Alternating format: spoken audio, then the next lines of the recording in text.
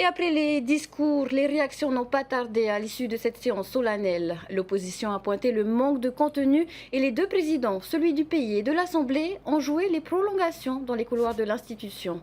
Nos journalistes Nicolas Pérez et Veitiare Nauta étaient à leur côté.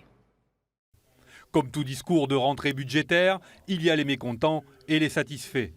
Concernant la seconde catégorie, il fallait les chercher. Si du côté des représentants de la majorité, on s'est dit confiant hors micro, l'opposition, elle, est clairement restée sur sa faim. Là, on a l'impression que ce sont encore les mêmes généralités qu'on retrouve depuis le début. Au bilan des 100 jours, c'est pareil, c'était des généralités, rien de concret. Concrètement, on ne sait pas du tout quelles actions vont être déclinées. Alors, entre les mots, ils nous demandent d'attendre le débat d'orientation budgétaire où ils nous en diront plus. Le débat d'orientation budgétaire, ça sera le 26 octobre normalement. En tout cas, ce rendez-vous, pour ma part, ne remplit pas les objectifs pour lesquels moi j'étais venu. C'est-à-dire entendre vraiment quelle va être la politique économique, financière du pays. Nous ouvrons une session budgétaire. Je crois que les 100 jours, la partie politique politicienne est passée. Maintenant, c'est concrètement. Une alternance a été souhaitée par la majorité des électeurs, elle est en place. Mais c'est quoi l'alternance alors sur le plan concret de l'utilisation du fruit de nos impôts? Les allocutions des deux présidents, celui de l'Assemblée et celui du pays, ont une nouvelle fois laissé un goût de discorde. Anthony Géros, par ses mots, a déploré un manque d'orientation claire de la part du chef de l'exécutif. Le président du pays, c'est quelqu'un de très brillant.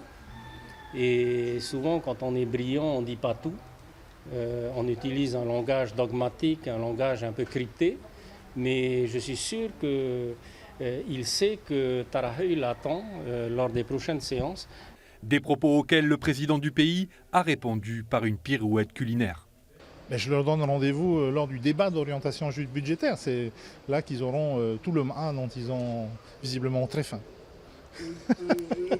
Autre point de crispation, l'ONU. Le président Géros a annoncé la création d'une commission ad hoc sur la décolonisation. Une entité qu'il coprésidera avec Moetai Brotherson afin d'avoir voix au chapitre sur le sujet. Plutôt que de laisser le président du pays dialoguer, puisque c'est le seul qui sera reconnu dans le cadre de ces institutions pour porter la voix de la Polynésie, il a besoin quand même d'un back-office. Et ce back-office, il va le trouver dans le comité de décolonisation. Un comité que le président du pays souhaite constructif pour éviter tout discours radical. Je pense que le Tavini ira en tant que parti politique. J'espère que certains parmi les pétitionnaires essaieront d'élargir un peu le périmètre de leur intervention au-delà du simple discours Tavini.